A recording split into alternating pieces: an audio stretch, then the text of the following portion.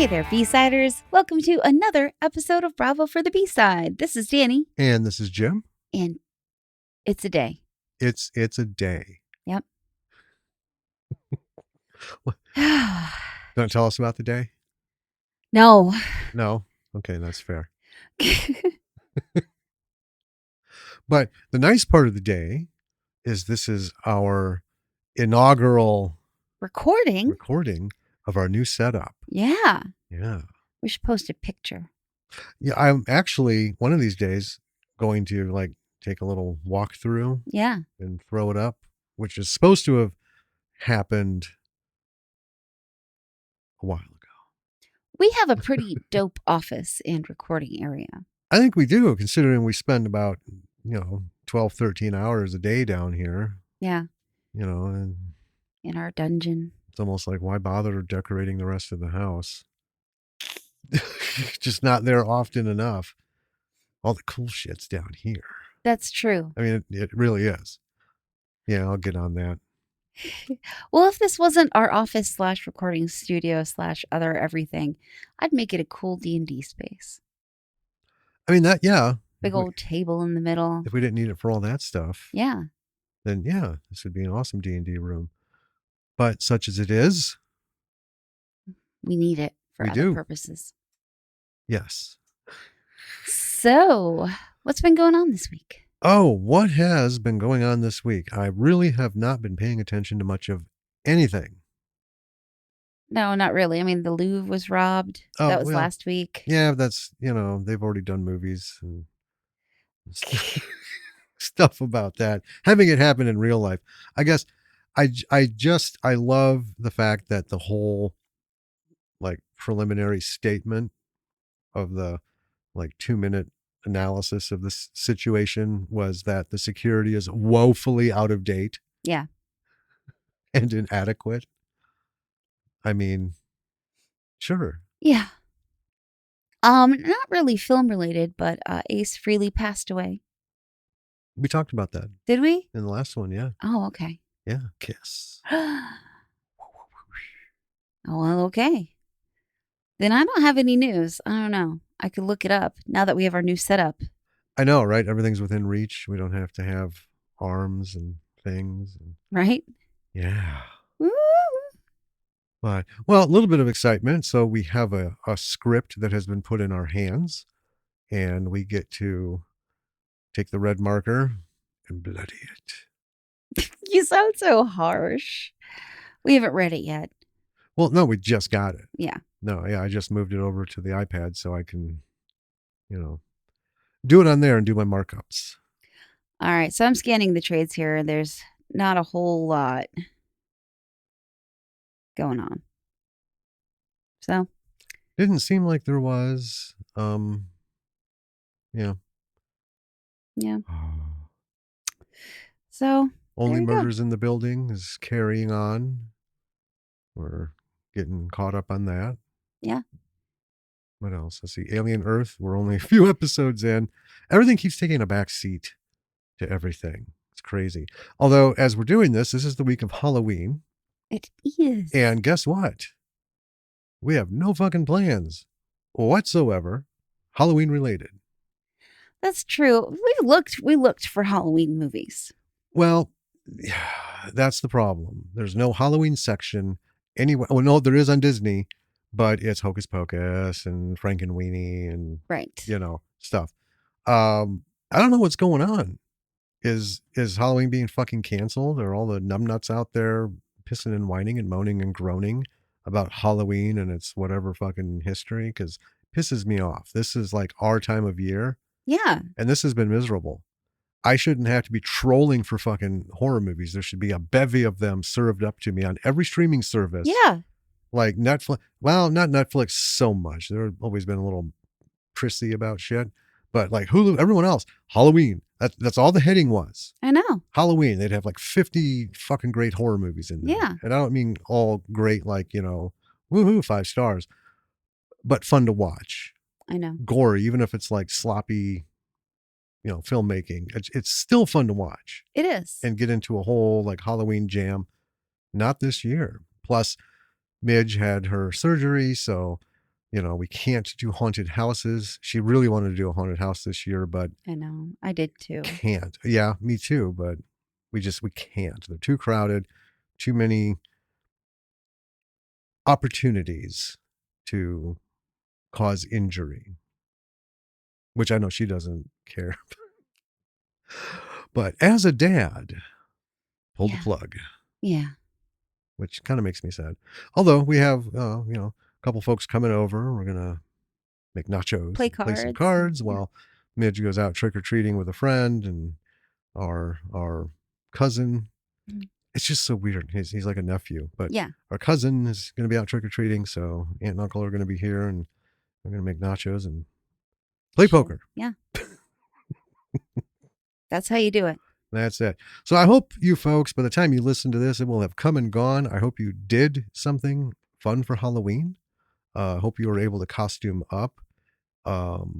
Eat a lot of candy. Find a horror movie. And for those of you fortunate enough to still have physical media, I hope you have your Halloween stack, prepared and waiting for you, and that you spent the Halloween night just surrounded by screams and gore and, last person standing shit. And yeah.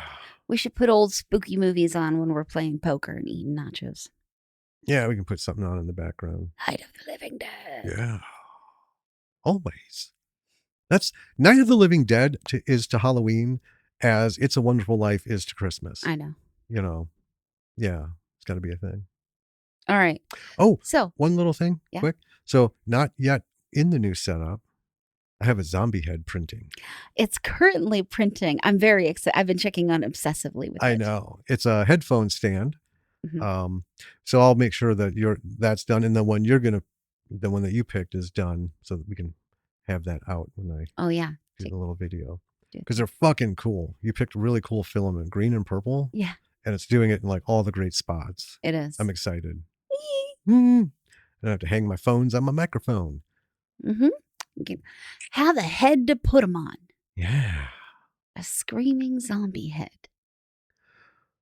Well, speaking of disappointments. So, because we couldn't really find a Halloween movie, you dredged this one up from the depths of our history of watching. Well, I didn't really look for a Halloween movie so much as we have this giant fucking list of stuff that's been bumped and swapped around. I was looking at it and I'm like, all right, this is the one. And I moved it up. Oh. It's been on this list for 4 years at least. Yeah. Wonderful. And there's some things worth talking about. Sure. Yeah. Okay. Why don't you tell us about this movie? I will. So, for this week, we are covering Sherlock Holmes, the 2010 Asylum release, which, if you recall, came out the same time Robert Downey Jr. one did. Yeah. Because that's what Asylum does. It is. Now, when we saw this, before I get into the stats, come up, the cover at the time had a dinosaur, had a giant T-Rex towering over London. Big old T-Rex. And you were like, we're watching this. Yeah, because I was like, Sherlock Holmes and a dinosaur. That sounds awesome. And I'm like, I'm in. Sure. So, yeah, the year is 2010, directed by Rachel Lee Goldenberg. Writers are, so they have Paul Bales and Arthur Conan Doyle. Yeah. So I'm not sure, because I've seen a lot of adaptations that don't list the original author, but maybe, I don't know. Cool. I promise you. Maybe Paul spoke to Arthur beyond the grave. I'm pretty sure Doyle had not one fucking thing to do with this film. I don't know if Doyle would have liked it. Starring Ben Snyder, Gareth David Lloyd, and Dominic Keating. It's PG-13. $1 million estimated budget. And the plot and log line, I pulled this from IMDb. Sherlock Holmes and Watson are on the trail of a criminal and scientific mastermind who seems to control monsters and creations which defy belief. Now when I was pulling this info, Paul Bales, the name hit me. It's like, I know that name. I've seen that in a lot of places in the B movie and lower, world. Yeah. So Paul Bales has produced, and this is just a few, and this is for Asylum, Blind Waters, Sharknado 3, Oh Hell No, Megapython versus Gatoroid, 12 Games of Christmas, and he's co-produced almost 24, it looked like, right? Yeah. As for writing, I just grabbed a few. Nazis at the Center of the Earth, 2010's Moby Dick, Megafault and 100 million BC, The Da Vinci Treasure, and more. So you can have a job with Asylum long, because this dude's his list goes on for years. That's all Asylum. Maybe we should talk to Paul. Is my silence enough of an answer? Do I need to iterate it? Do I need to voice it? No. Are you going to make me say it? Don't do it. I won't. Should we talk about this? Bring us into this film. It's December 29th, 1940. England. The Blitz. There's an older guy who identifies himself as Watson. He has a nurse who he identifies as Miss Hudson, but she's young. Yeah. Yeah. Yeah. In the books, Miss Hudson's the landlady. Yeah. So he wants her to record something for him and hands her a journal. He starts dictating and she writes it down. He tells her he kept the story out of the journals and it's about Sherlock Holmes. Well, and he doesn't say it's about Sherlock Holmes. He kept saying he, because she's like, oh, is it more of your wild stories? And he said, Watson goes, he didn't feel the public was ready to hear it. He kept it out because he requested it. Mm-hmm. It's his greatest but unknown accomplishment. Yeah. So then we're in a smoggy London, and we get an incredibly long title sequence. And then I'm waiting for the year to pop up because we got one before, and it takes the entire title sequence to pop up. Yep. 1882, the English Channel. There's a boat at sea. There's a guy smoking a pipe when he sees some ripples on the water, and he alerts the crew. Everyone comes running to the deck, and there are no ripples. And they're all like, you didn't see anything, yada, yada, yada. Many of them, I noted, are in little white sailor suits, which is adorable. Anyway, these little white sailor suit guys are attacked by giant tentacles coming out of the water. I have a complaint about this sequence, which is that nothing lines up in the cuts.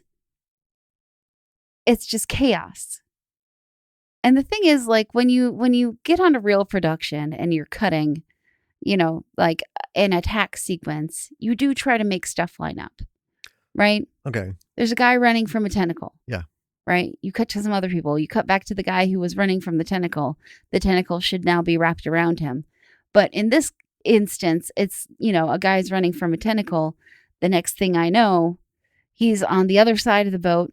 He's like hiding in a crate.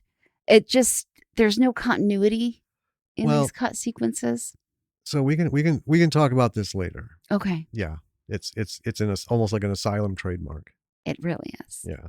Anyway, the ship eventually gets pulled under by the tentacles. And then we're in I wasn't sure, hospital, morgue. Yeah, I thought hospital. It looks pretty dilapidated. But yeah, and then it looked very morgue-like. Yeah. There's a guy with a dead body. And then what is apparently Sherlock Holmes walks into the room and he's talking to the coroner. And then I went, oh, it's Watson. Yeah. And Holmes does the whole, oh, I saw this dust on his shoe, yada, yada, yada. It's incredibly dull. It takes him 5 full minutes to get to the cause of death of the dead guy. Because he's like, Watson, come with me. And Watson's like, no, I can't. I have to do this. Yeah. And then Holmes does all his stuff. We're gonna have to go through all this stuff at the end. I know you want to rip through this part, so I won't delay you with, explaining or, It's pointing dull. out, yeah, let's just roll with it. They leave. The actor playing Sherlock is kind of flat. Anyway. I will say he's very flat, but also when he came in, I thought he was like 14. I know. Because I wrote this young boy comes rolling in, right? He's way too young. But he, upon a better shot, this teenager walks into a morgue. Yeah, well, he's. I mean, he looks not 14, but this young boy. Anyway, they go meet Lestrade. He tells them about the sunken ship, which was a tax ship, I guess. There's one survivor that was brought in, but he's been in a coma. And Lestrade mentions Holmes's brother getting better. And then suddenly the coma patient has woken up conveniently because they're there. So they go to check on him. And Holmes, he's like just screaming and incoherent. And then Holmes gets him to talk by being like, report. He starts barking commands like he's an officer. Yeah. And of course that snaps the guy into whatever mode for a little bit. So he describes a light coming towards the ship. The light went under the ship. And then it took someone and pulled them overboard. And none of this is what we saw. We'll get back to that. And he said this thing had arms that coiled around the ship and pulled it down. Okay. Then he starts screaming. So they go outside, leaving him to scream. And they discuss his story. Watson and Lestrade are dismissive. And Holmes is not so dismissive. He thinks this guy's telling the truth. Mm-hmm. So they want to go see the ship. And I went, what? I know. That was my first thought. We just watched this thing get pulled down. And then the soldier said it got pulled under. Are they going to go scuba diving? I was up for anything at this point. Sure. Hop in a diving bell.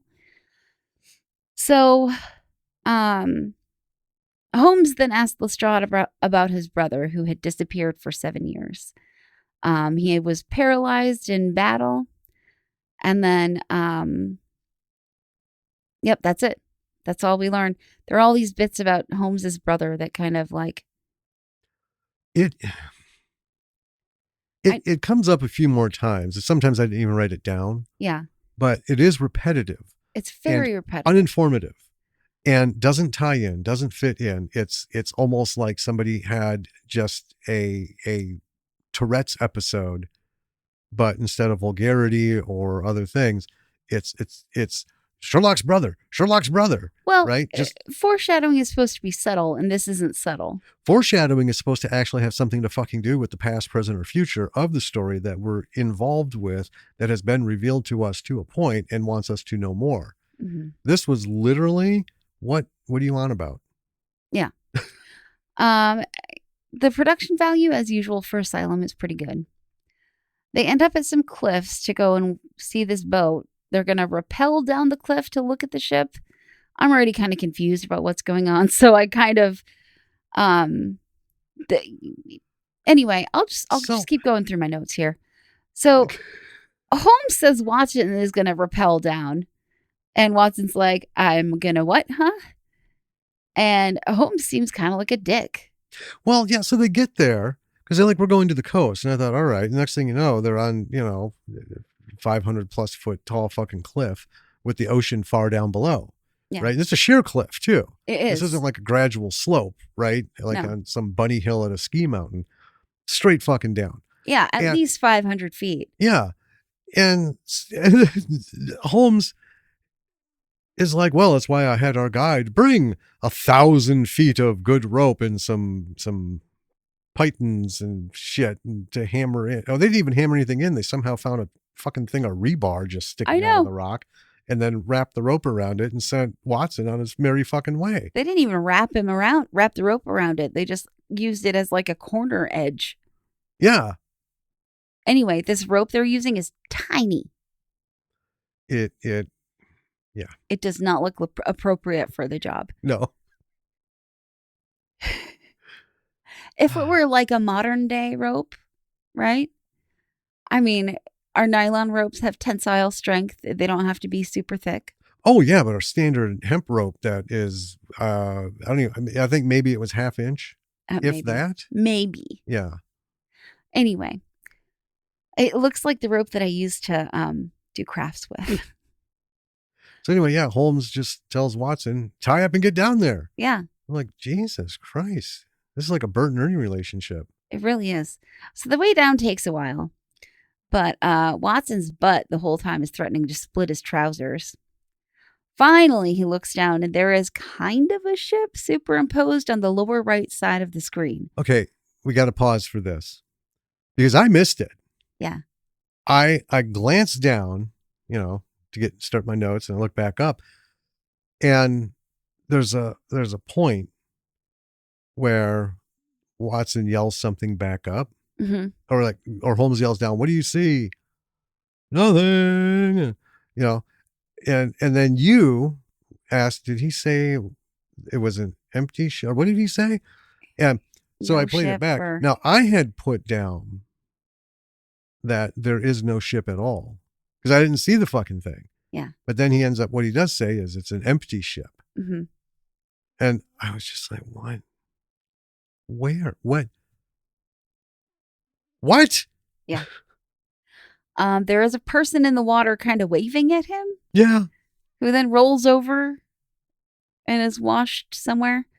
He waves. Watson's like, I see you. I'll get some help. And then the guy waves again. And then a wave rolls him over on his stomach. And a couple more waves. Then he's just fucking gone. Yeah. It's just done. Yeah. And the best part, never spoken of. I know. Ever. He goes back up and he doesn't even say anything. No. So, finally, the pointless cliff scene is over. Now we're in a tavern. There's a young man we've never seen before walking through, or it's a tannery, or it's a sewer tunnel. None of these locations are really convincing at being anything. So the boy, who we learn his name is John, meets a human in a fancy hat. She's a whore, I think. Yeah. And she goes to undress after haggling with him a bit. And they're just in the open. Like they're not even in a room. Well, let me explain this, how I saw it. So he walked into what we thought was a pub. Yeah. Right? He walks towards the back and suddenly he's in like a sewer tunnel. Uh-huh. Right? It's one of those brick arch tunnel things that goes back and back that also could be part of a factory. Right? Sure. But then he goes with her and they go off into a like offshoot of it. Yeah. I don't know. Yeah. Anywho. So there's a very small T-Rex in this place walking, and they're upstairs. Oh, you're not going to talk about the sixpence? No. Well, then I will. Okay. That's fun stuff.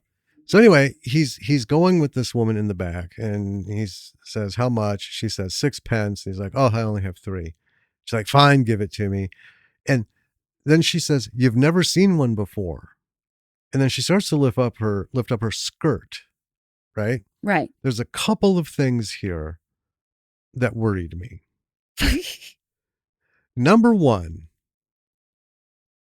I would say she is what I would call a late model prostitute. Oh my God. And I kind of felt like if you want to take a look at a computer, you don't go to the Texas Instruments Museum in Texas, right? And look up their 1979 masterpiece in 2025. Oh and my God. I just felt like six pence was way too much. 3 was 3 too many. But thankfully, because it is Asylum and they don't really get into all this kind of stuff, we didn't have to suffer through what this poor guy is momentarily going to be spared. Yeah. Continue. Well, I did skip, you know what? I skipped my whole rant that I got into in my notes about, not even about the movie. It was during that cliff scene. I wrote a whole rant about Asylum films. Well, let's come back to that Yeah. at the end. So, anyway, there's a T-Rex. A T-Rex upstairs on the balcony, hallway, whatever it is. No, it's in the tunnel. It's at the opening of the tunnel. Yeah, but they're upstairs in this tunnel. Oh, was it upstairs? Yeah. Yeah, okay, I didn't catch that. Yeah, it's upstairs. And this thing is about 6 feet tall. I had it at 7. 6.5, we'll say. It's human-sized, this T-Rex, and it eats poor John. And then it eats the whore. No, it looks at her and walks away. It goes up to her. You're right. Gives a sniff and then walks away. And I about fucking lost it inside. Because I'm like, oh, I guess hookers are not in his diet plan. Or he was like, no. Pass. Hard pass. But it made 0 sense. So then there's a newspaper getting delivered to 221, which any Sherlock Holmes fan knows is wrong because it's 221B Baker Street. But whatever. Watson gets the paper. Are you okay over there? Yeah. Okay. And he's still mad at Holmes from the cliff scene. But like he bitches at him a little bit about it. Yeah. I'm gonna go back to the 221. Okay. To be fair, the address is 221. It's apartment B. Yeah. Right? But it's just 221B. That is fair. However, you're right in that you have to know this because we got no indication that there's even apartments inside. Right. We just are there and it doesn't look right. Yeah. Yeah. It's fine. That's nitpicky, isn't it? Anyway, Watson's reading a story about a monster attack in Whitechapel, and it describes this monster as having glowing eyes and phosphorus breath. I liked that. Uh-huh. I thought that was appropriate because that was how sensationalized stories were written in those periods. I mean, even like the Jack the Ripper coverage, it's very flowery. Because, back in the late 1800s, words were beautiful. That's true. And the English, if you're going to say it, make it worthwhile. If you're going to write it down, don't just, throw 5 words out when you can use 35 to amp it up. I suppose. Mm-hmm. So there have been sightings all over Whitechapel, and Watson goes, "This is mass hysteria." I mean, sure. Sure. So then they're talking about this case that they're supposedly working on. And it has never been made clear what exactly the case is. There's just been all these random things happening. And Holmes says he's noticing a pattern, and I'm like, okay, guy. Sure. Then they're walking through a park, and there is a guy squeaking out unintelligible dialogue near the waterfall that's in the park that they're admiring, which they point out is weaker than usual. And then they go to all the trouble to point out not everything's a clue when it clearly is a clue of some kind. Right. And then Holmes points out a 4-toed footprint in the park. Oh, you missed a whole bunch of stuff. I didn't miss it. I'll dive in here. So, what is probably one of the top 3 scenes of the film is from out of the bushes, not really like a path, right? But from out of the bushes comes, and I refer to him as a peasant because they did everything they could to make him look like he should have been in that tunnel. Yeah, and he just goes,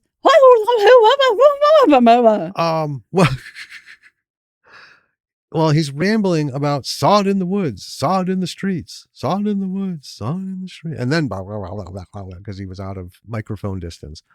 And that was that. And nobody thought to react or do anything. So we go to the next scene. Maybe that happens all the time. Yeah. So, after they're looking at this footprint, they hear a roar and they run. They suddenly stop running at a point where they absolutely could keep going. There's nothing blocking their path. They just decide to stop and look around for a bit. And then continue running. And they keep stopping like they've hit an invisible wall. Well, there really isn't, it isn't very clear whether anything's actually chasing them. Right. Until the 3-toed, 6.5 foot tall T-Rex shows up. So I don't know where that 4-toed footprint came from, but I made sure to note this guy has 3 toes. I looked. Okay. And then the boys split up for no reason at all. Watson running off while Sherlock Holmes just stands there. We'll talk about the dinosaur with some of the other stuff. So anyway, I noted that this whole running scene has gone on for many, many, many minutes. Yes. Way too long. And it did. They stop. And it reminded me of back in the old days when they would have the set and then the backdrop, right? Like the hallways and stuff is a continuation, like the cardboard, like Buck Rogers, the movie did this a lot, where they'd run down and they would stop. And sometimes they would get too close to the backdrop. And because the lights, you see just a hint of shadow that appears in the air, right? Where it's supposed to be empty hallway. So it looked like they were doing that quite a bit. So anyway, later in this extremely long running scene, Watson comes up on a deserted farm. Yeah, I mean, it's like old. Several old buildings. Yeah, several old stone and brick buildings kind of in the middle of fucking nowhere. I thought they were in a park, so. Yeah, I did too. But anyway, it's all abandoned, it looks like.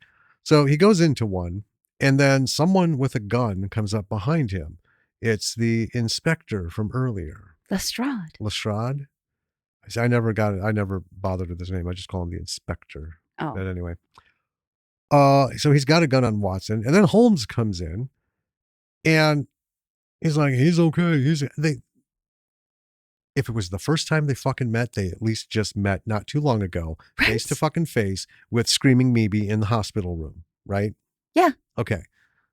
So here we go.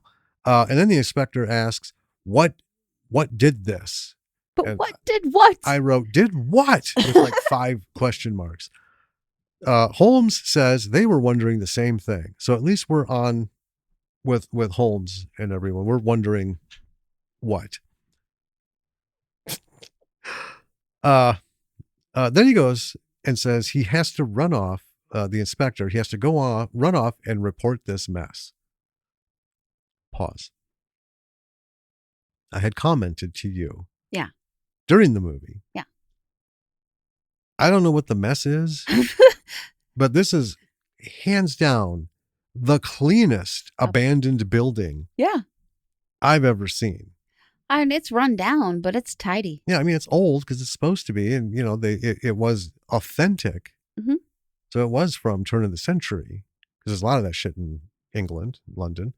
But it was, I mean, it did not look like post-apocalyptic. Anyway, there's a pipe from the ceiling or the wall or something that's trickling water out of it. So anyway, I'm just like, is this inspector on some kind of a fucking drug? I mean, what's he seeing that we're not?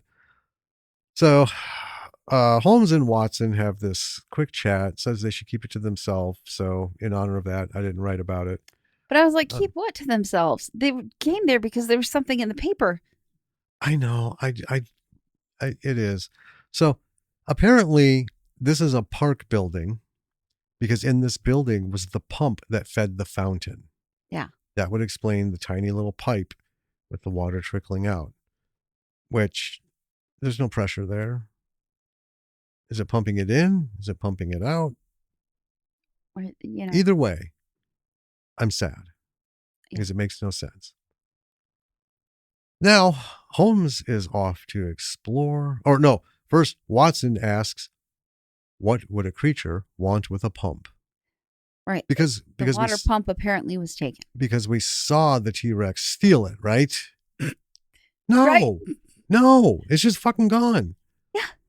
And their conclusion that they came to is the T-Rex must have stolen it. I mean, this already has made Sherlock Holmes, the world's greatest detective, into Sherlock Holmes, the most presumptive bitch ever. Right? Right?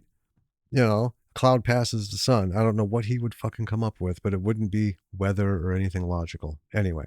It was a T-Rex. So with that, he's off to explore whatever it was that he found on the ground elsewhere by the four-toed fingerprint or footprint.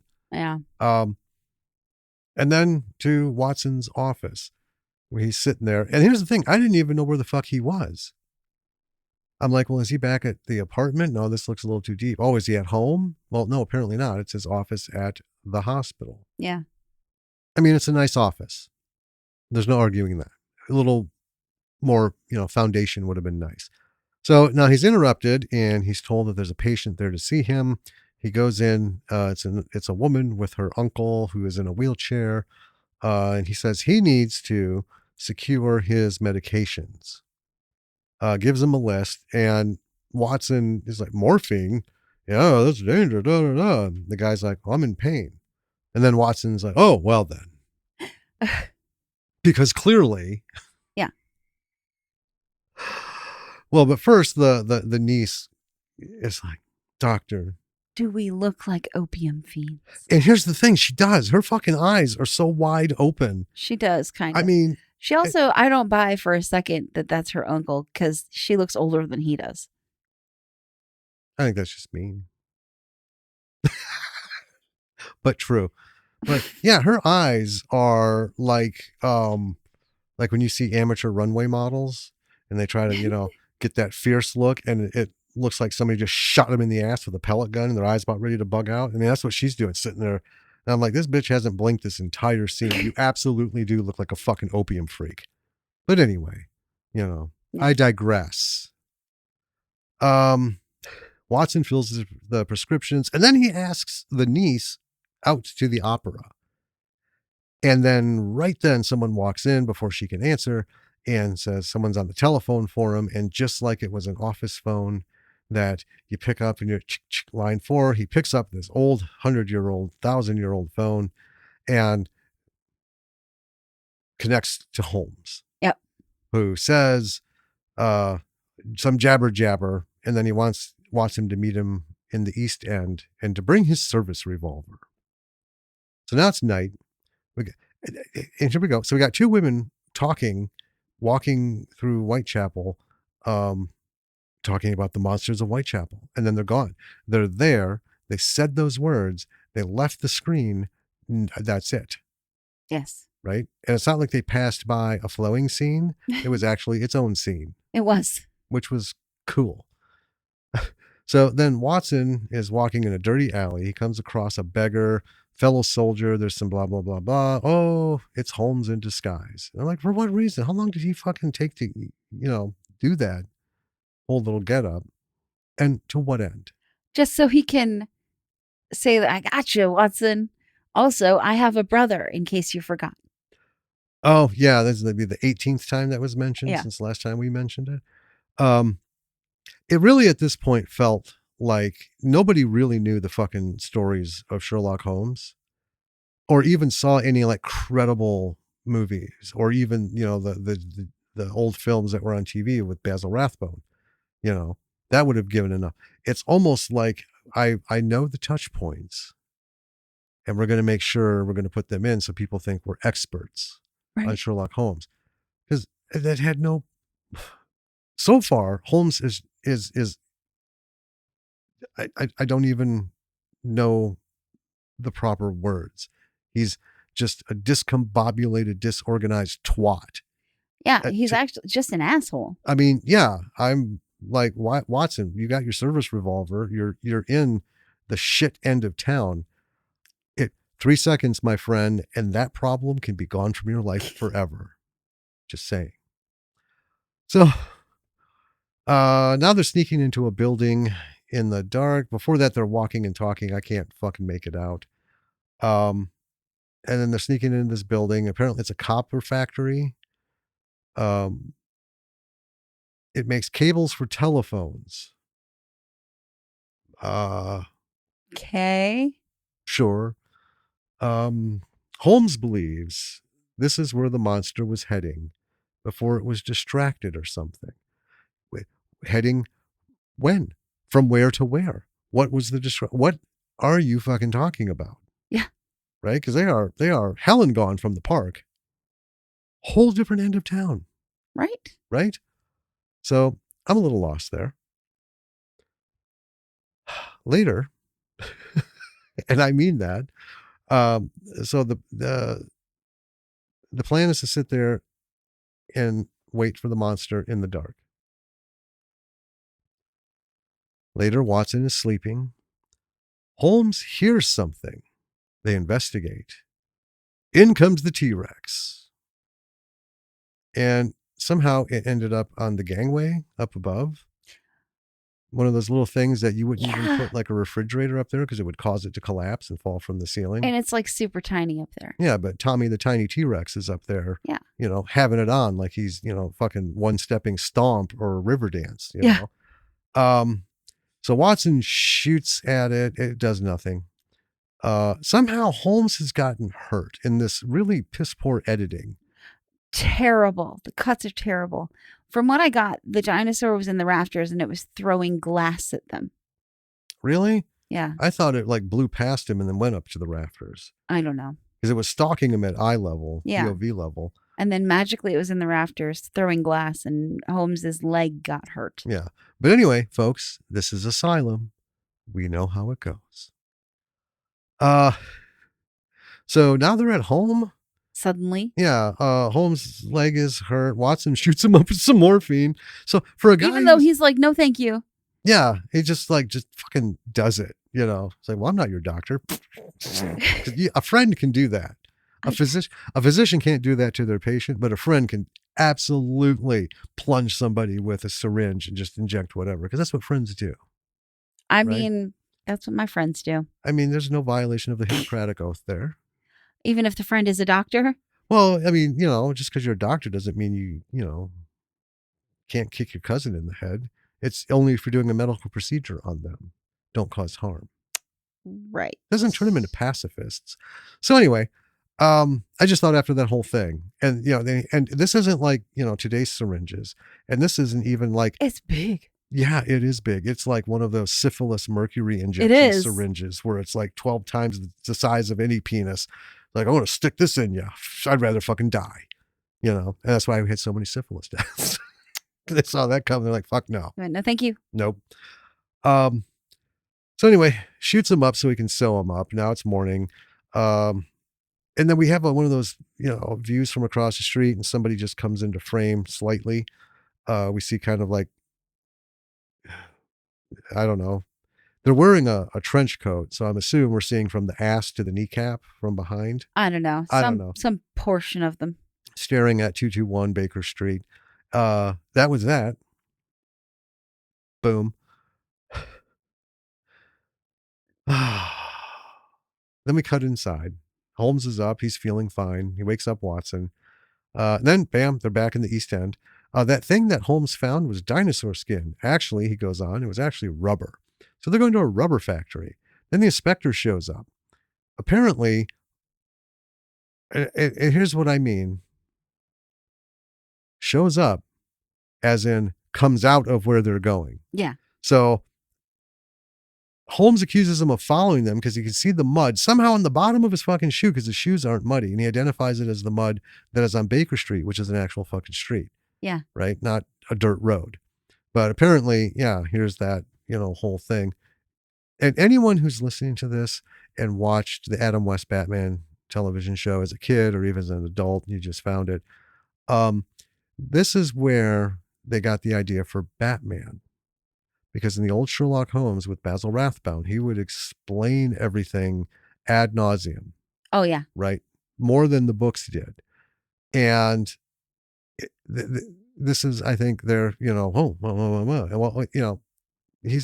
knows this. He's memorized every fucking spot of mud in all of London and all this and that. But again, How did he see the sole of his fucking shoe?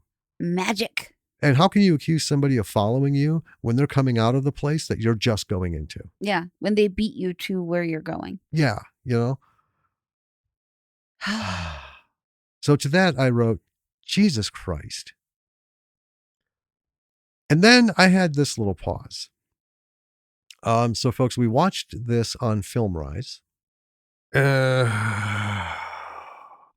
I don't mind watching stuff on a free service that has commercials.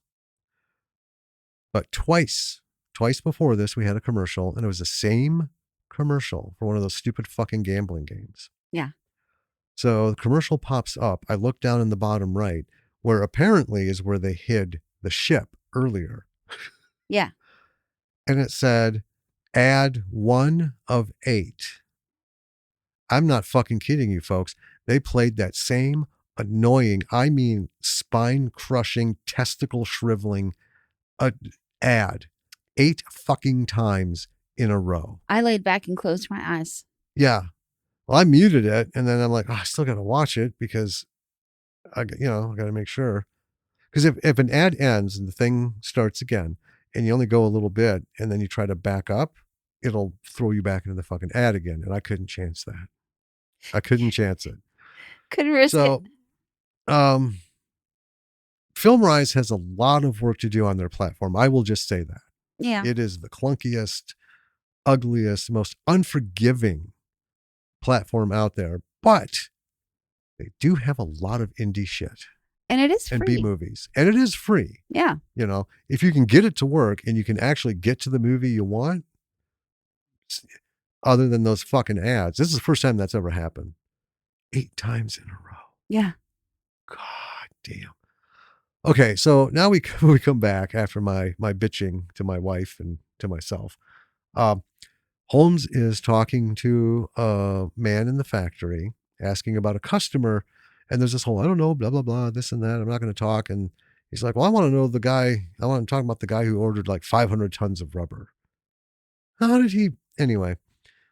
So the dude doesn't want to speak to anyone. Holmes ends up blackmailing him, which is, and the dude says he never met this man who made the order. Instructions always came via post. And then Inspector Douche comes waddling in, following the dude inside who has to go get the records in his office. And then the inspector decides to just like stand on the stairs and wait, middle of the fucking stairs too. Not like a landing, not like a platform, not like, oh, I'll have a seat and wait for you. They're going up and the guy's like, I got to go get him from my office. The dude's a cop. Yeah. You're like, yeah, that's where we're going. Turn around, Baldy, and let's, hit them stairs. But no, he just like stands in the middle of this very high up staircase. Well, bald dude goes to get his information. Outside, Watson and Holmes are talking about the ship again. The ship was supposed to have tax money on it. We heard that earlier. Why would a monster want money? Somehow, the Kraken and the T-Rex are related. Back inside, the T-Rex is lurking around a rubber worker's office, I guess. Yeah. Because we have the POV and we go, I mean, it's the whole like Mike Myers with an asthma attack inside of his mask. Yeah.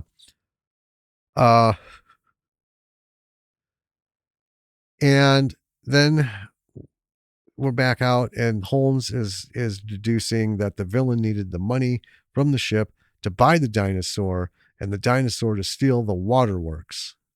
It was a pump. Yeah. Whatever. Right. To what end and why and how they're connected, I have no fucking idea. So anyway, T-Rex finally appears inside. It even seems shorter this time. I know. Right? And it's roaring and nobody hears it. Nobody outside, nobody else in the plant, whatever. Kills the dude. Not very dramatic. And still no one's heard this anywhere. And the inspector, who is literally feet from the office door on the middle of those stairs, heard nothing. And then suddenly a body comes flying out of a second story window. It's smoking and burned. And then Holmes says, run.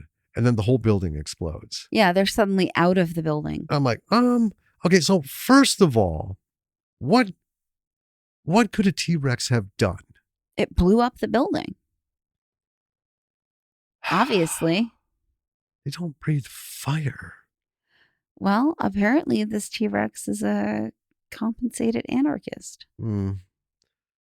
Well, while you're trying to muddle that, don't worry, folks, because if you watch this, you won't have time. Because we immediately smash cut to a train barreling through the countryside. That's it. That's it. Oh, nope. Then a quick cut. It's pulling into the station. And then the next shot is Holmes and Watson getting out of a fucking horse carriage. Yep. I wrote a train. That's it. Yeah. There's somewhere, and I don't care where, because my mind was still reeling. Holmes mentions he grew up near wherever it is they are. Yeah, they're sneaking into someone's property. It's a massive lawn, and now they're in the weeds. They're heading towards a castle, and then he grew up there, and that led us to this point where he says that he learned the origin of every stone in the castle as a kid. And because of that, he learned that the castle is the only place in England that has a certain stone in it. And somewhere along the line, we learned that something else had that stone. I have no fucking idea what is going on here, because this is the first time I've heard about a fucking rock. Yeah. And we're minutes from the end of the movie. Yeah. Anyway, more pointless creeping and sneaking. Lockpick, door opens. They're inside of some place. Castle? I don't know. Do you want me to take over? Nope. I'll get this little bit here. As they sneak around, a woman passes in the hallway behind them. They end up getting shut into a room, and then gas is pumped in. And then Holmes is picking a lock on the floor. Yeah, it's less picking than fiddling. But I mean, why get nitpicky? It's a trap door to somewhere. Yeah. And then somewhere in the process, he fucking fell in. He yells for Watson to come down. They eventually find the T-Rex standing still. Still very small. Yeah. Right?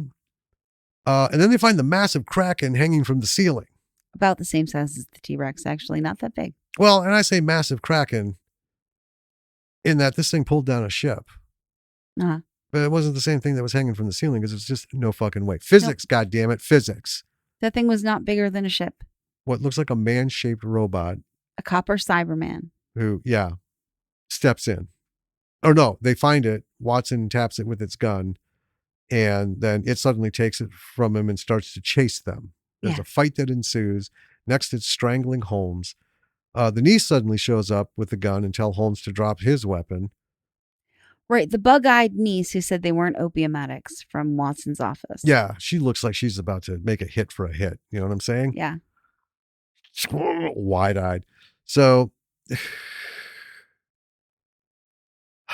robot is not, of course, a robot. It's Holmes's brother, the guy in the wheelchair from earlier. He's fixed himself a bodysuit to be able to walk again.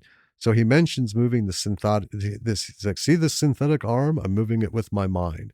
So here's where I had a existential crisis. And that crisis was, what the fuck is he talking about?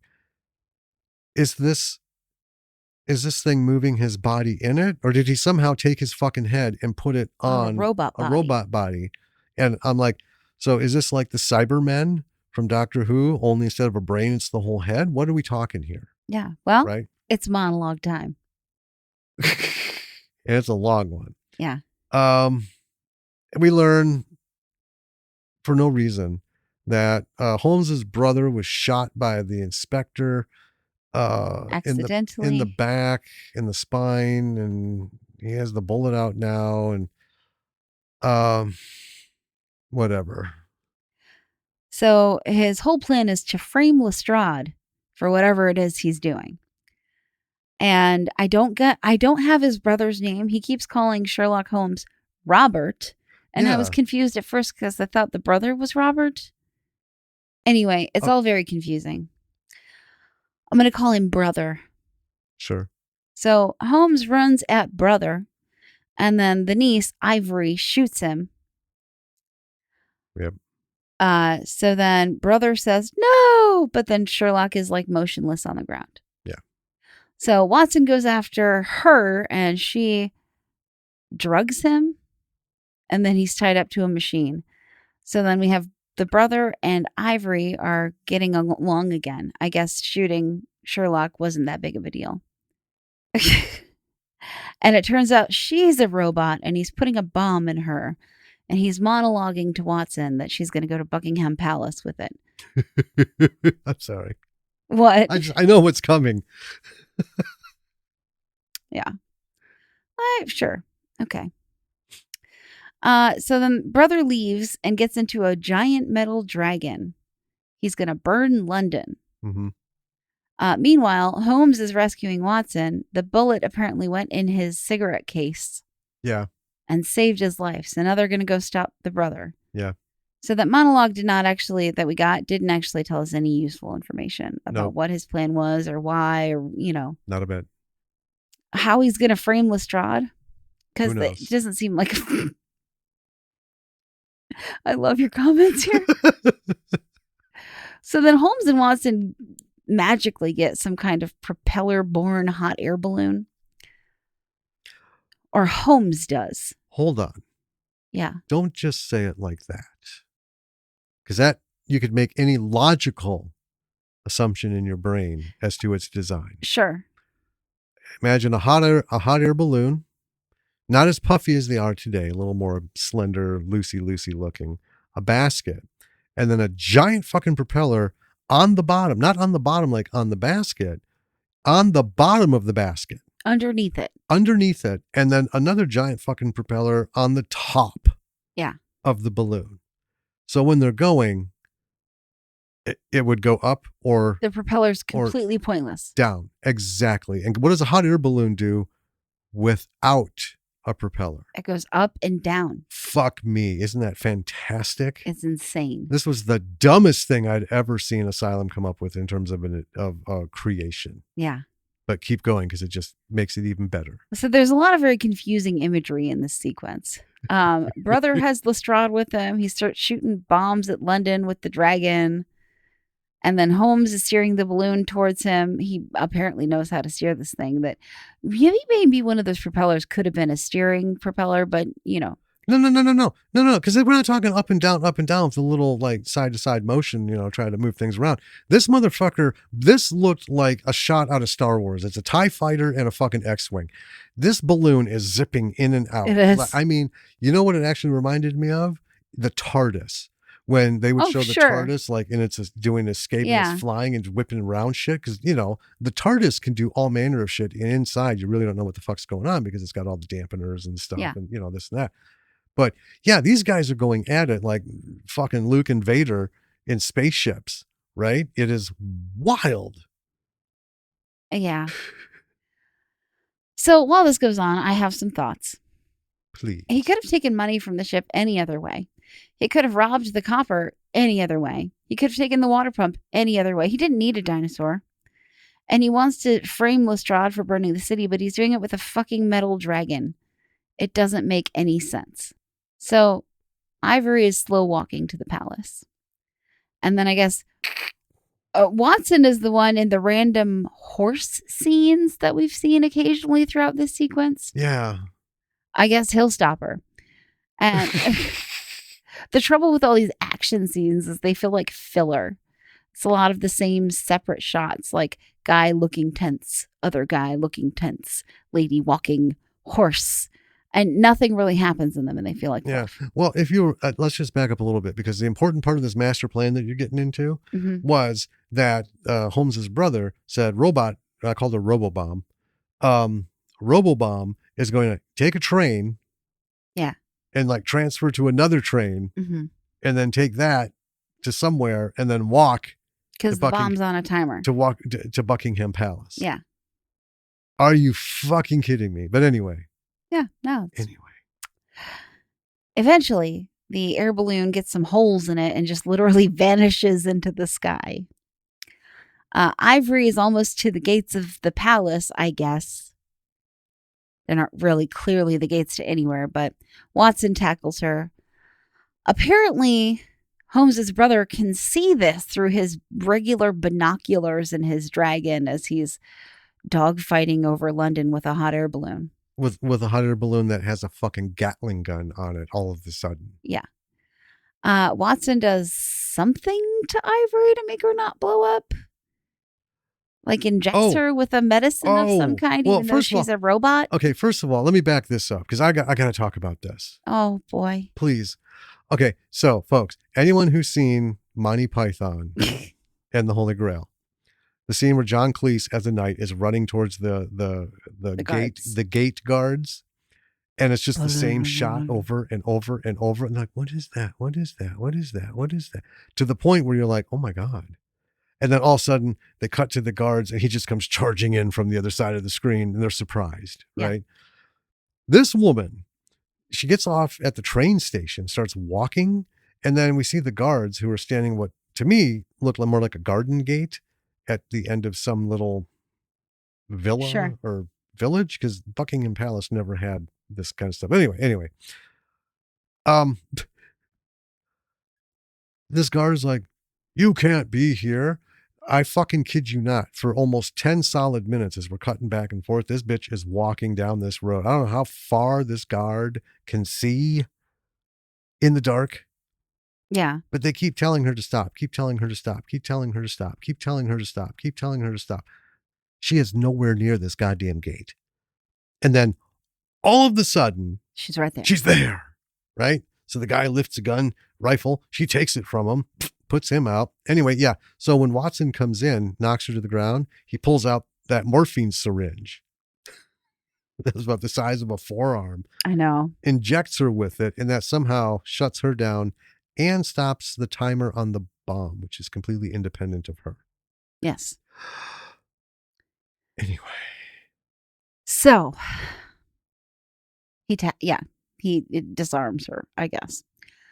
And then the brother is flying the dragon at Watson now because he's mad. And then regular Holmes crashes his balloon into the dragon. Yep. So then the brother climbs out of the wreckage. Watson points his gun at him. He plays dead and ends up getting Watson's gun. This is the second fucking time. Yeah. He's taken Watson's gun from him. I mean, yeah. And then you'd think Watson would learn.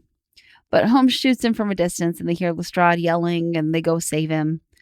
And Holmes tells him he didn't shoot his brother. Oh, he tells Lestrade, he's like, you didn't shoot him, blah, blah, blah, blah. Yeah, whatever. No one cares.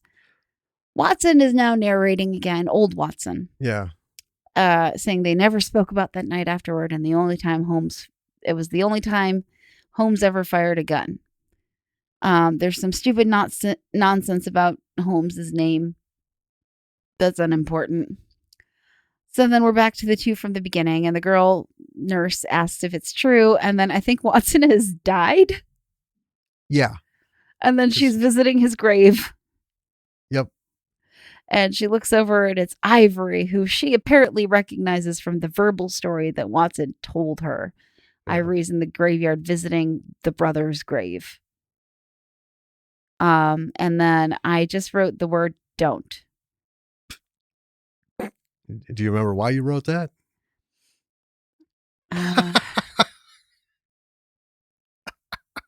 There's a number of reasons I could have written it. So I didn't even get any of that stuff written down. I just wrote, I'm not doing this anymore. It was too much. That whole bit with the guards and Robobomb and the fucking space duel. Oh, anyway. Oh, baby. Okay, so that is Sherlock Holmes 2010 version from Asylum Studios. There are some things to talk about. Should we do that? Yeah. All right. Here's the thing about Asylum films. They have money. They can afford good actors, writers, cinematographers, effects. They can afford all of it. But I really don't think they look that hard. Well, here's their formula.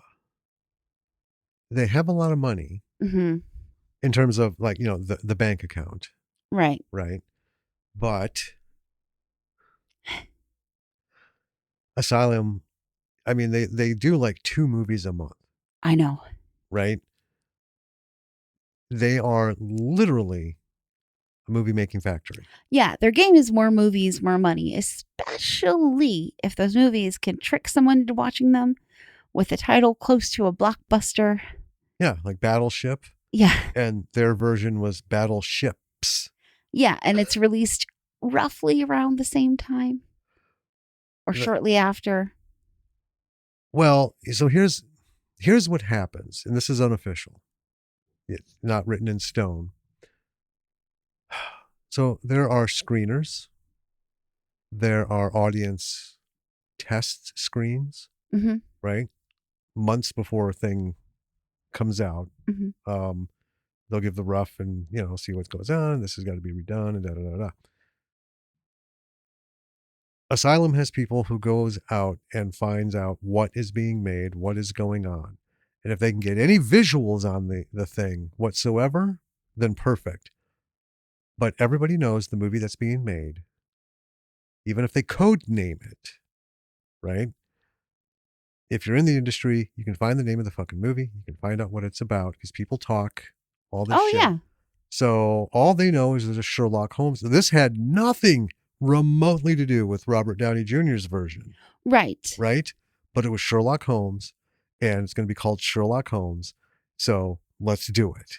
Right? When Pacific Rim came out, they knew it was about giant robots on the Pacific Rim fighting big monsters. So we're going to make one called Atlantic Rim, and who cares what anything looks like. Right. Right? Now, Asylum has a lot of money in the bank. And I mean, $1 million is not a small production, but the whole thing is they don't have to worry about cinematic release. No. This stuff, straight to video, straight to streaming, right? Most shit ended up on Sci-Fi for the longest time. The after 9:00 Asylum time kind of thing. Well, I mean, that's the thing. They have all the money that independent film productions don't have. But what they don't have is the passion and care, right? They want to make movies. They don't want to make good movies. Yeah, the puppy mill of Hollywood. Yeah. And well, that's the thing.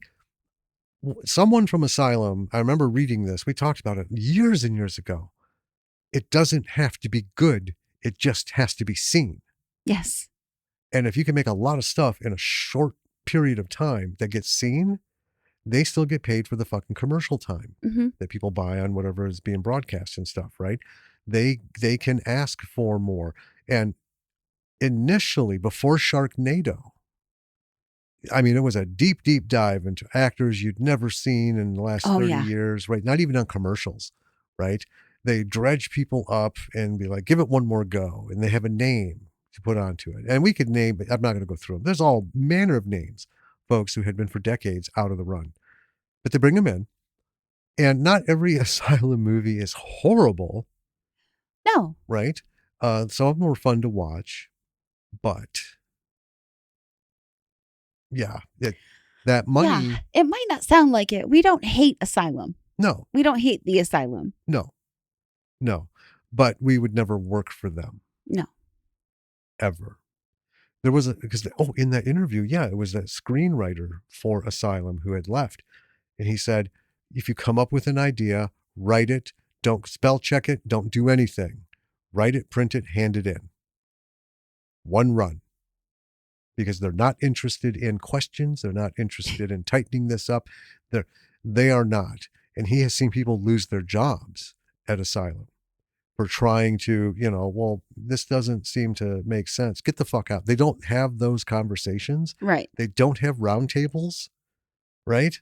It's just write it so we can shoot it. And if you can't get Eric Estrada, then we'll find some fucker in the alley. I don't care. Yeah. That's the executive's thing is I don't care. Make it, print it, show it. Yeah. Yeah. So on to this movie particularly. Again, the good production value that comes with most Asylum films, right? There's money, costuming. I mean, you can tell that money went into it. Yes. right? Well, this is a period piece.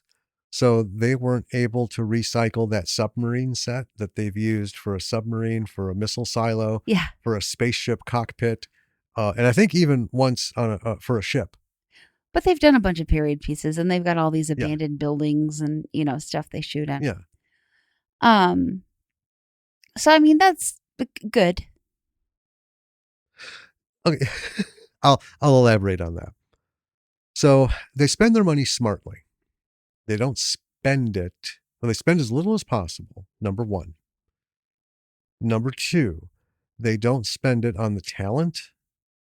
That's why they don't have A-listers and stuff, because, this is $1 million budget. Why am I going to hire a $3 million actor? Makes no fucking sense. They recycle their sets a lot. And if you're Asylum fans, you know what I'm talking about. You've seen the submarine as other things, right? You've seen the spaceship as other things, the interiors, which is smart. They have whole warehouses of all that stuff. Very smart. That saves you money. Yeah. Where they spend the money on is the equipment, because say what you want, even way back in 2010, we'll talk about like the effects and stuff, is also where they do not spend money. Right.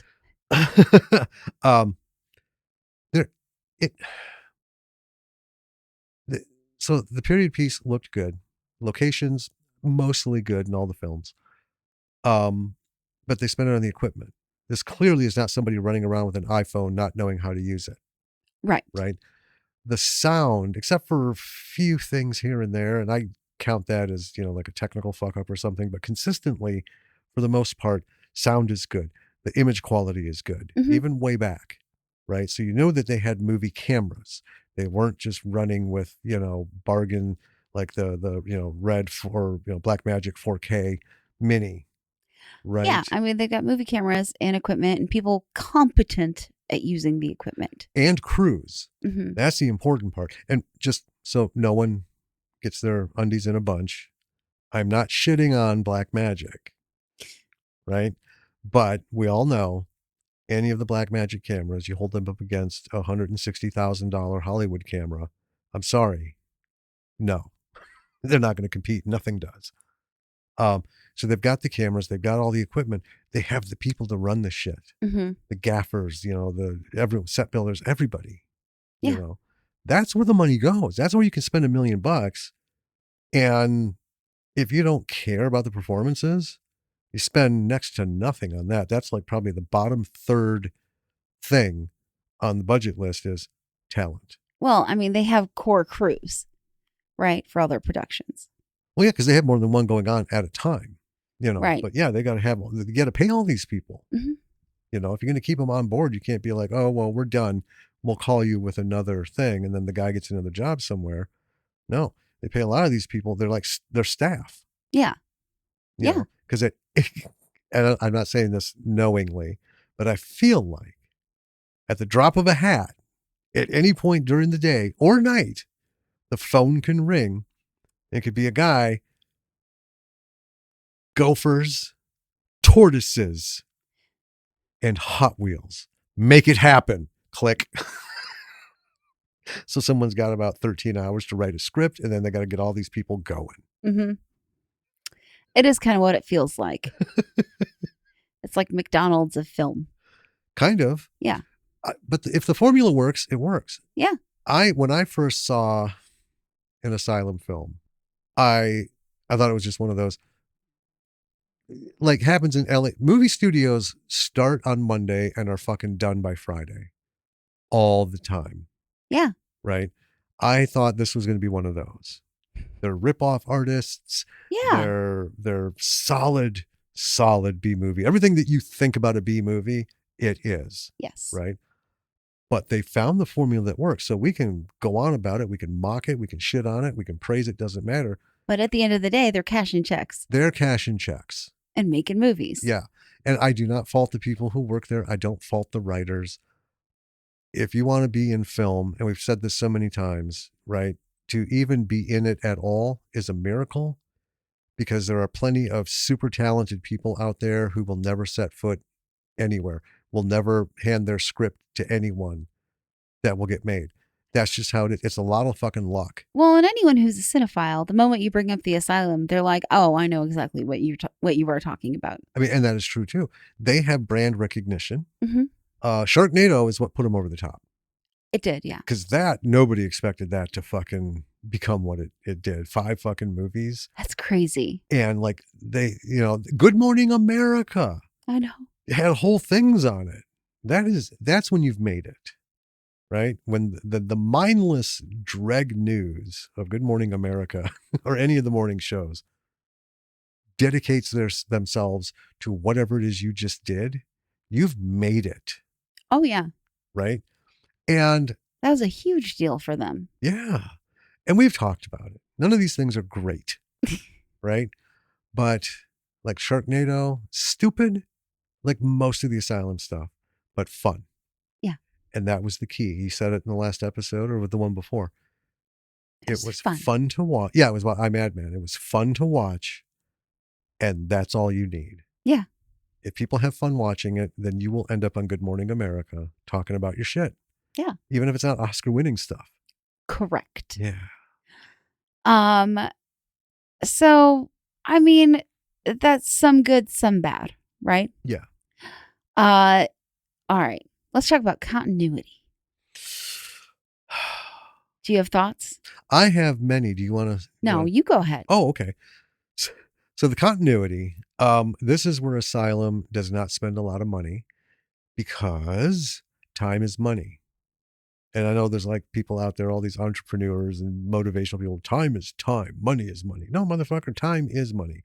You spend too much time, you spent too much money because you're paying these people by the hour. Mm-hmm. Or even if you're paying them salary, right? Even if it's just yourself. Even if it's just yourself. If you take too much time fucking around doing something, you're not going to get it done on time. If you don't get it on time, you don't get paid. Bum, and you're done. Taking time away from other things. Yep, time is money. All right. So, Asylum editing has never been strong. No. Ever. And so with the continuity, it's hard to tell. Is it just bad editing? To me, I think it's a combination of everything. But the questions are, is it direction? Is it editing? Is it how it was shot? Was it, who did what? Does Asylum lose? Well, it's all digital now, but, did they lose like 8 cans of film every production and just try to make it work? You're talking about the ship and the tentacles. Yeah. All right. Here's the thing.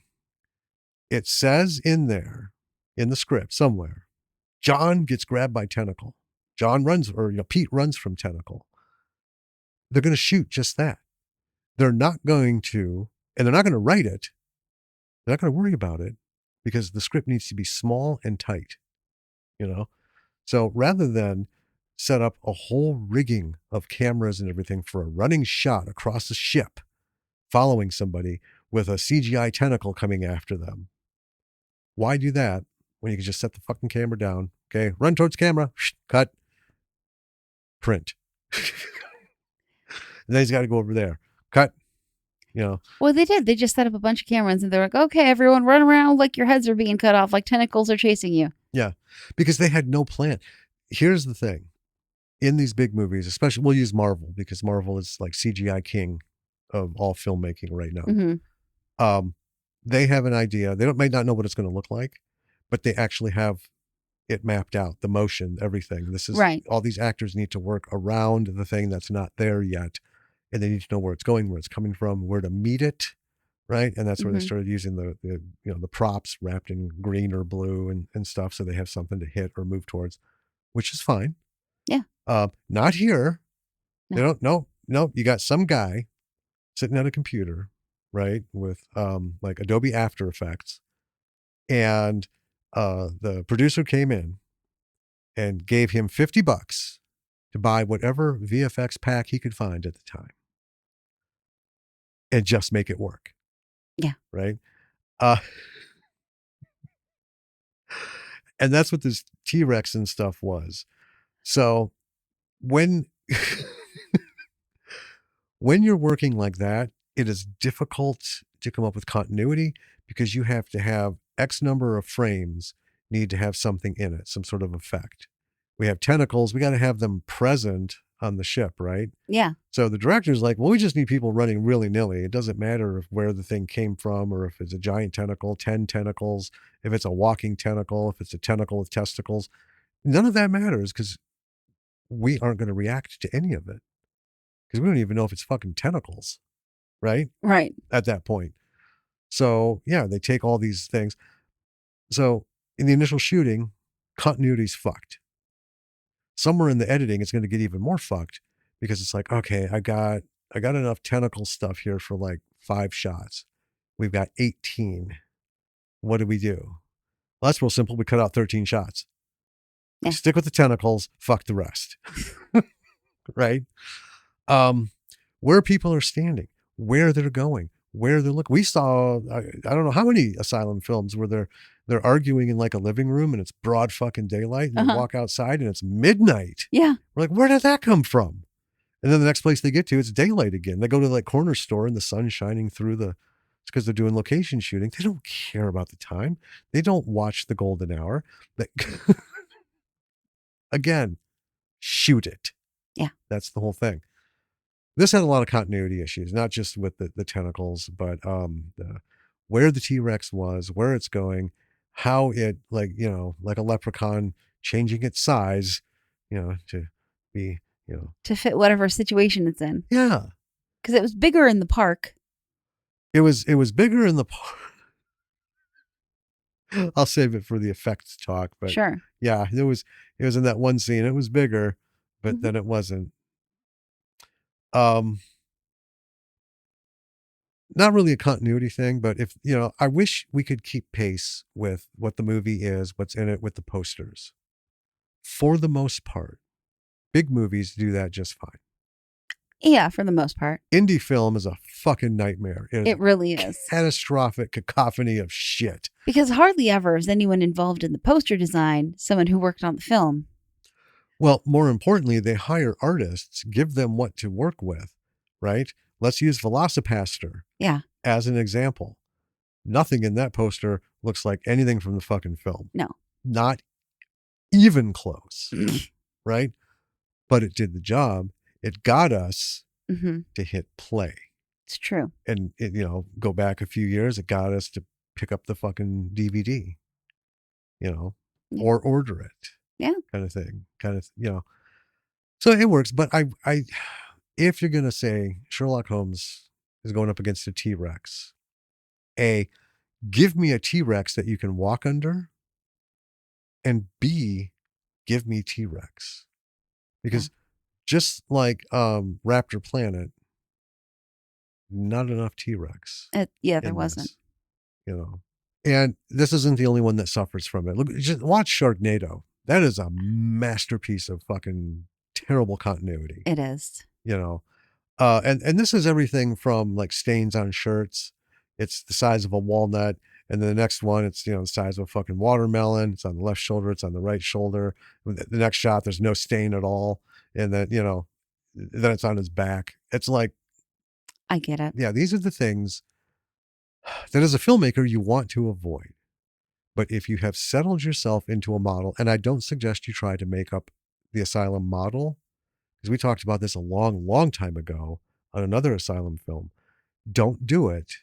They've got it locked. I think there's 2 other studios that do the same kind of thing that they do. Not as well. No. Not as well. So yeah, don't beat a dead horse. All right. That ship has sailed. Don't try to row after it. Come up with your own thing. But that is the formula. That is the thing. That is the program. It works. So why fix it? Right. If it's broken and nobody cares, don't fix it. Like gravitas is similar. Yes. Okay. Acting. I don't think anyone in this film came out of it proud of the job they did. No. I've seen worse. I don't know. Robobomb. I've seen worse acting. I mean, let's not fool ourselves. Right.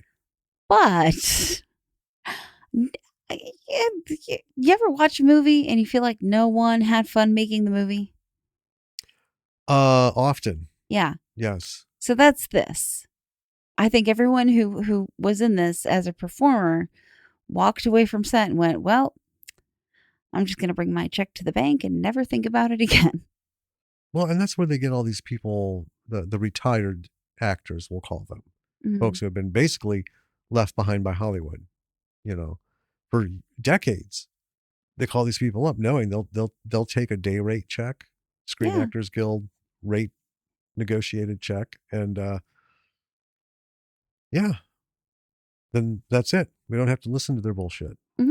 They're going to come in, do their bit, and go. And most of them do kind of phone it in.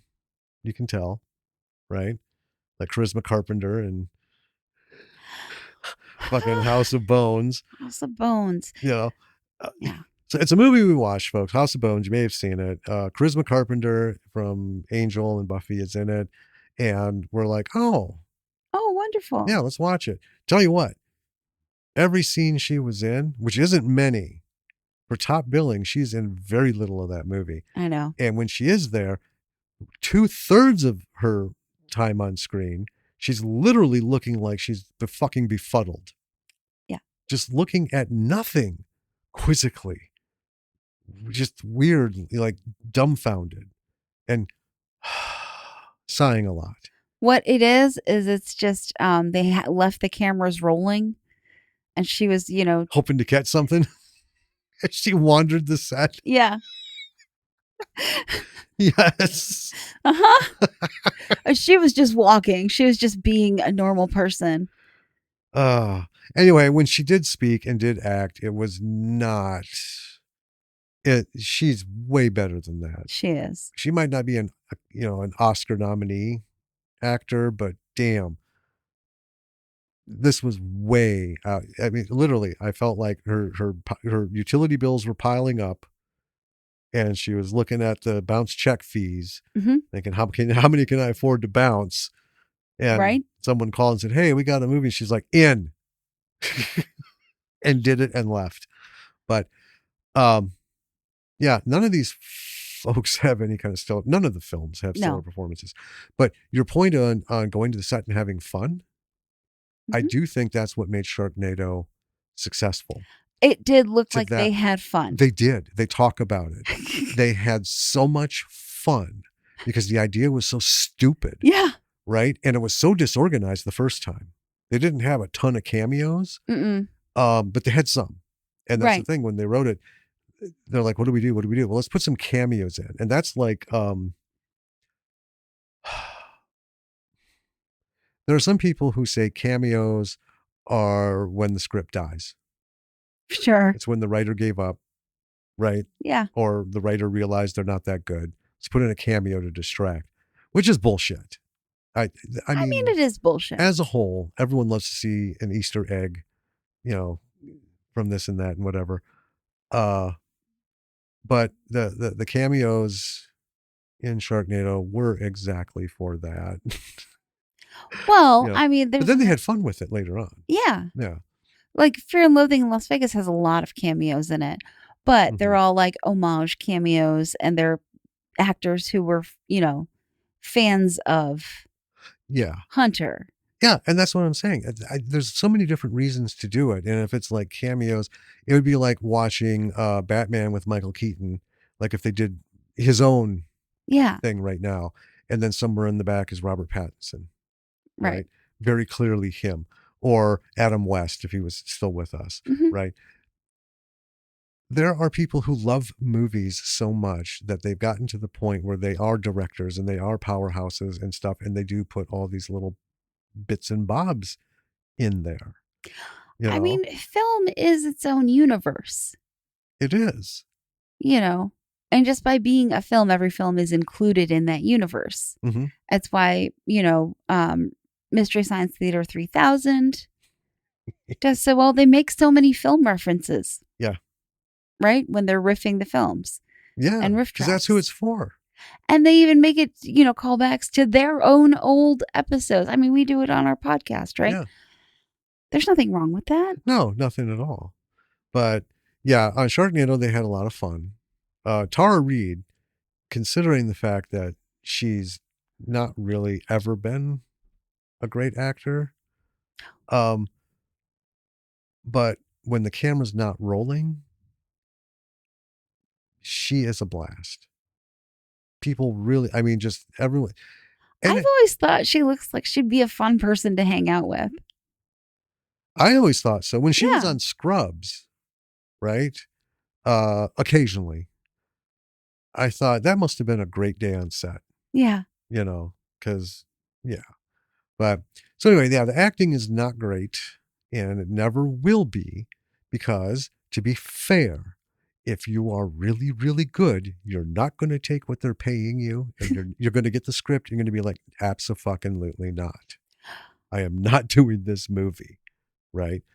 But until you reach that point, you will do whatever comes to you. How many of these folks have been doing fucking commercials and showed up in these shit B movies? And let's never forget the whole era of through the whole 80s of women actors, it coming out that, oh, they did a tit movie or, something Right. like that. It's like, whoa, whoa, whoa, whoa, whoa, whoa, whoa. Okay, why don't you get on the bus, right? Get to Hollywood, step off, and become an A-list actor. You got 30 seconds from when you get off that bus. If Right. it's so fucking easy. All these people put in years. I watch reels sometimes. Those ones where they do I was, I died at 94, but, and they kind of like scale them backwards with celebrities. Sure. Right. I like watching some of those because I like seeing things, where, people are 35, 40 years old before they had their breakthrough role. Yeah. And by breakthrough didn't mean necessarily top of the charts, but where they started that A-list ladder. Mm-hmm. And everything before that was either starring roles or bit pieces, all equally shit, right? In movies that are not great because they got to fucking pay the rent. They got to eat food.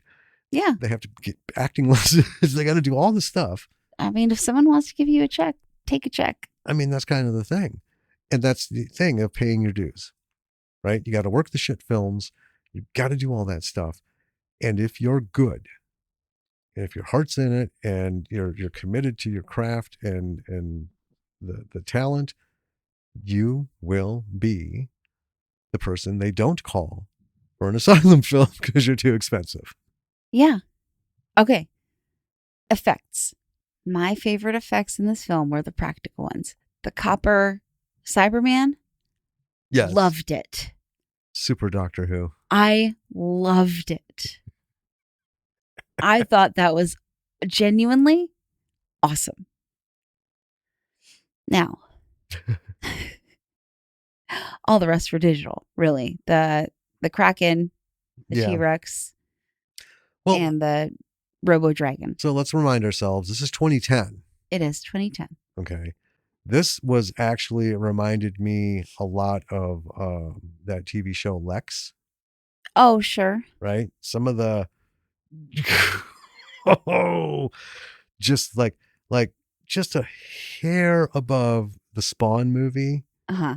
The baddie at the end. Like, what the even was that? Oh my God. You could have just you could have had a person in a mask, right? With a bunch of black painted Star Wars figures in front of them. The scene would have worked better. But anyway. I mean, this was barely better than Birdemic. Barely. But let's talk about the T-Rex. T-Rex was digital and practical. Yes. Right? Not a lot of practical, but enough. So the scene where it's walking down the tunnel, whatever that fucking thing is, right? CGI. Yeah. The head that comes into the hooker, sniffs her and leaves, practical. Okay. Because they built the practical suit. Or a statue, rather. Oh, to show at the end. Because they did have that statue practically. Yes, which is supposed to lead us to believe it was a robot or it was controlled or was this paralyzed dude in there. We didn't get a hint of anything from that. Not sure. Right? We won't even talk about the Kraken because that wasn't even fucking close. No. Right? But anyway, so like I said, The guy was sitting at his computer. Someone came in and gave him $50, and he ran out to the internet to find a special effects pack that he could afford and apply it. And that's kind of what it was here. So the T-Rex in the park scene, you hear, "Roar," and then the T-Rex jumps out from behind these trees into a little clearing. But how it jumps, we don't see it jump. We actually see like somebody clicked on it, like in a rendered 3D world, clicked on the object, and then just dragged it out and set it in the field. Yes. And it came out that fast. It was like, yeah. And then it roars and moves a little bit, and then Holmes and Watson, fucking sprint. But yeah, imagine like a la popsicle stick puppet. Yeah, right? That's Boing. But real fast. So here I am. All the CGI was ridiculous in that respect. It didn't have shadowing, lighting. It didn't have texturing appropriate. It definitely looked like it didn't belong there. That it was what it was, right? I don't even want to talk about the fucking balloon and dragon fight. That was so fucking terrible. It was. It just is. Folks might be wondering, well, what's the lesson here? Here's the lesson. Do the best that you can with what you've got. That's all we ever say. But I swear to God, if you go to Kickstarter or Indiegogo or wherever it is, and you put something up to start your little, your movie, and you're like, oh, I'm going to do this, and you want $5,000, and for some reason you end up with $150,000, which happens on occasion. It can. Right? You're that person. Don't you fucking dare chunk that out for yourself. Don't spend it stupidly elsewhere. You've got that kind of money. I better see special effects that belong in a $150,000 budget film. Right? But short of that, do what you can, how you can. And if you can make it look a little less ridiculous, like the thing jumping out and the T-Rex being different sizes, go for it. If you can't do much better than what Birdemic did, well, it is what it is. Hopefully, though, the rest of the film is not like Birdemic. Well, okay, hold on, because I have a lesson here too. Sure. And I'll use Birdemic as an example. Okay. Do you know what Birdemic had that this film did not have? Birds. That's true. But that's not what I was thinking of. Continue. I had to think, were there birds? So that I could, for sure. Refute me? Yeah. Okay. Yeah, not birds. Passion. Yeah. And if you don't have money, you're going to need passion. I mean, that's it. You should only be doing this for passion. Yeah. I mean, really, because Asylum doesn't have like lifelong employees. People get in, get their check at all different levels of filmmaking. And then, leave. And I can see why. Because if you're in it for the money, well, then maybe Asylum will work for you. And you're just like, blah, blah, blah, whatever. Don't care. Just want to, pay my rent and buy some fancy shoes every month. Cool. But if you have passion, the money doesn't matter. Because we have seen some of the most beautiful work come from the most underfunded films. Yeah. Especially indie. And it's just like, wow, this was fucking wild. And then we get the budget. And we're like, how? Yeah. How did you make that work? But they did. Because if you have the passion, you will find a way. And even if the effects look like shit, that passion will make the rest of the movie better, where we're just going to talk about it as they did what they could do. Right? I mean, the amount of money you have, like this movie is an example of where money can get you, but it can't get you past this level. You need more than money. Yeah.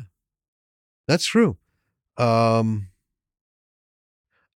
say it. Lily will hate me for this, but let's talk about Avatar, right? Managed to get himself a whole lot of fucking money, and the movie did well.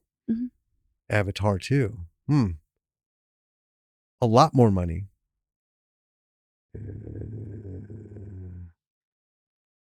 I don't think there was enough passion about the movie, the story, to carry it to a sequel. Right. Because what I saw was money, money, money, money. Here we are. We're going to make a sequel. This thing is going to rock.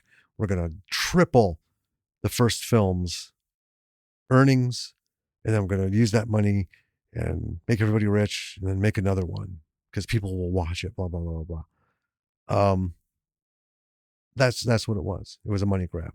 Now, yeah, it took a long time and put a lot of stuff into it, but I think the passion was more for the I can do it on the tech side, and there was really no story. I watched it in one of my bed escapade bed rest.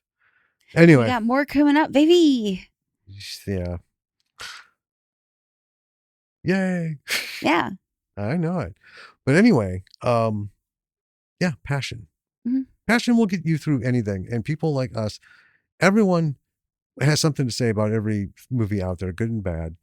And yeah, some things are terrible and we're not going to like it and we don't like it and we're not going to hide it. But you know what? There are people who do like it and love it. And that's fine. You're not making your shit for the people who don't like it. You're making it for the people who are going to sit there and go, yes. Mm-hmm. Right. And you win those people with showing them your passion by doing as much as you can with whatever you had, giving them something worthwhile. I love that. Yeah. Money doesn't do that. Yeah. But money can help us. It sure can. We should have mentioned this at the beginning. We have a website. lordsofmisruleproductions.com. Everything's there.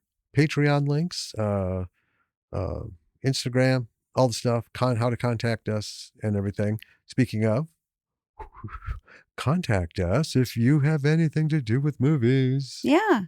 We want to hear from you. Were you in a movie? Did you write a movie? Yeah. Tell us you want us to watch your movie or a movie you were in, a movie that you made, maybe even just one you like. Yeah. Like, hey, I haven't seen this guy's on your guys' list. Oh, by the way, speaking of lists, this is episode 170.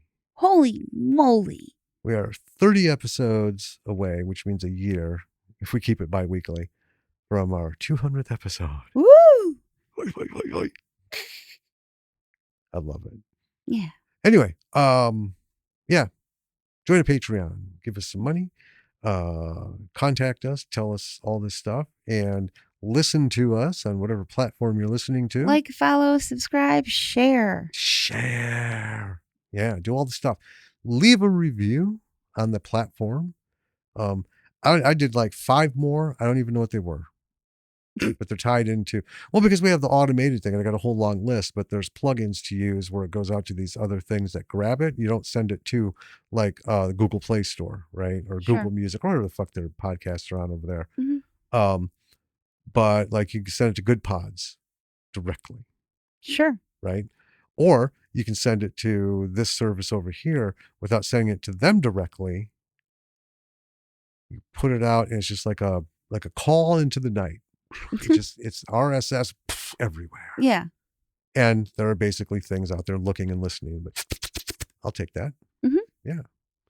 So anyway, do all that stuff. Do it. Do it. We're on all the major podcast platforms. Yes, we are. All right. So, lessons of this movie. More passion, more energy. Well, you're not doing a puppy mill thing with a movie, so put more time into the writing. Yeah. Right? Cohesive. Know how Make to tell a story. Sense. Yeah, just write a good script.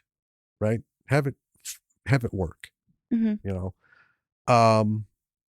Find someone who can direct it if you're not a director yourself. Or if you want to give it a go, give it a go. Because if we did something, I would. I'm not going to spend 6 months trying to find somebody who I trust, because we tried that and it didn't work out. Long time ago. Anyway, do the best you can with the crew that you can find, including the actors. Mm-hmm. And try to have fun. Yeah, have fun. Fuck. until you're at a point where it's all you do every day, and this isn't something you do after your day job and all that stuff, you know, it's not your primary source of income. You don't need to worry about having things done at a certain time, at a certain pace, and stuff coming in. Don't worry about the business aspect of it. Right now, have fun. Absolutely. You know, this is where you experiment. This is where you spend a whole lot of time and a whole lot of money, seemingly, only to go, that was a terrible fucking mistake. I should have never tried it. But you know what? You have gained wisdom so many others are not going to gain because they aren't doing shit. So make it worth your while. I guess that's the way to do it. All right. Yeah. So, good night. One last little thing. Yep. One last little thing. I'll be calling later this week, Kyle, to get things set up. Our November has gotten super tight recently. Yeah. So I'm going to do my best. Okay. Might even take a day off work just to get it done. He says, knowing nobody from work listens to the podcast. All right, B-siders. Until next time, this is Dani. And this is Jim. Good night.